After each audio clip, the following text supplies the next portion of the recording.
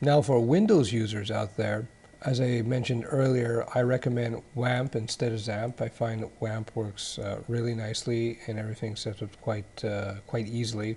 I'm not showing the WAMP install process because it really is easy. I would recommend installing WAMP on your C drive so it's easy to find. And if you look here, I have installed it on CWAMP. And you can get all of these files that allows WAMP to do its thing. The key thing I want to point out is all your PHP files and your index files will go in the www directory here. So you pop that open, and this is where you drop in your PHP and HTML files and so forth. Again, in WAMP it's the www folder, and in XAMPP it's the htdocs folder. It's in terms of where you want to deposit your PHP files. And just in case you guys have forgotten, the reason it's important that if you're doing your PHP work on your own machine, that you have to have a web server with PHP installed to view your PHP pages.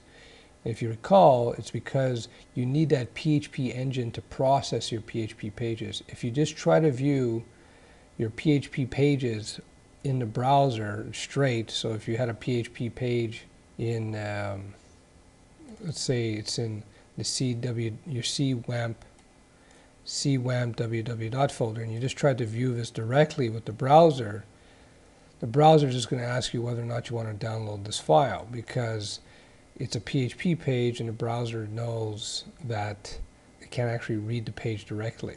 So again, when you want to view your PHP pages processed, you need to run the PHP page through the server. I cover this in another video. I'm going to end this video by showing the PHP info function at work on my installation of WAMP on my local machine. You can do this on your own installation of WAMP or XAMPP if you're on Mac or Linux, or you can simply upload a PHP page with the PHP info function written in. We'll do that right now. To test that the local installation, WAMP installation of Apache and PHP is working, I created a PHP file I called kill.php. I'm going to pop it open with WordPad so you can see the code. Here it is, as simple as you can get in terms of an HTML page, except we have a PHP block of code here, which I'm going to explain. Well, you know what? I'll give you a quick run through right now. This is standard HTML, and I assume that you guys are aware of this. PHP code blocks always begin with this, the angled brackets, the question mark, and the text PHP. Notice there's no space here, it's touching. And then it always ends with the question mark and the angled brackets. Again, no space here, it's always touching.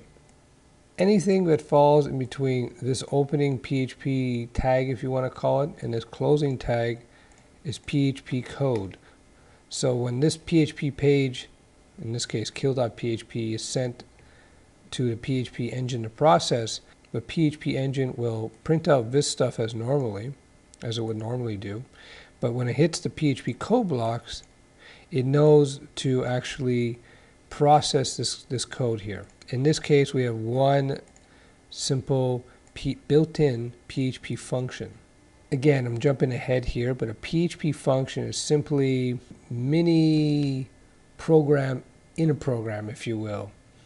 A function is a convenient way to package up a bunch of code, in this case a bunch of PHP code, that does something. Sometimes you get built-in functions that will count how many letters in a word. Sometimes you have PHP functions that will do math calculations. Some PHP functions will actually connect to a MySQL database. This particular built-in PHP function displays information about the web server that PHP happens to be running on and the computer itself, and it tells you a whole bunch of information about the PHP version that's running. So that's why it's called PHP info. So I'm going to just close this up. I'll save it, close it up, and we'll run this page now through the web server, and we'll see what it looks like.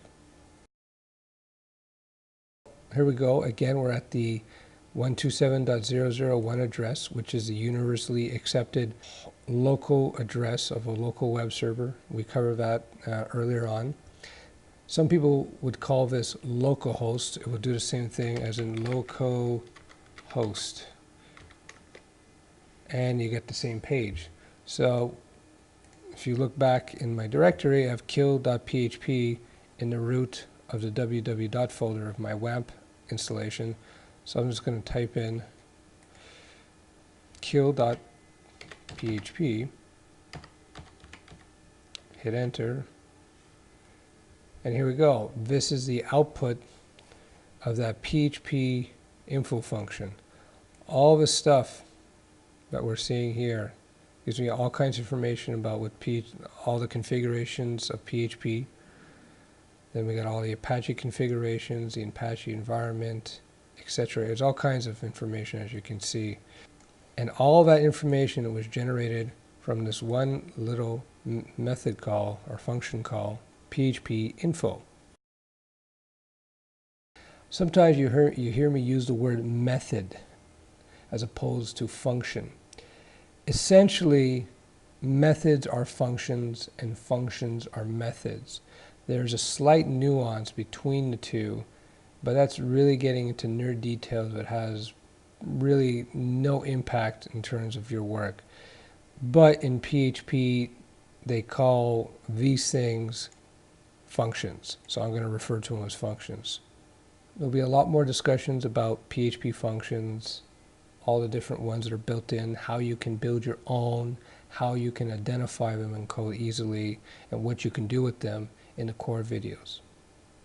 Okay, we've set up our computers with either XAMPP or WAMP if we want to test our PHP code on our own machines, or you've created that PHP page with the PHP info function and uploaded to your web server to make sure that your web server supports PHP, because if you see this, you know PHP is running because it takes the PHP engine to process and to spit out all this information for us. So with that covered, we can actually jump into learning actual PHP code.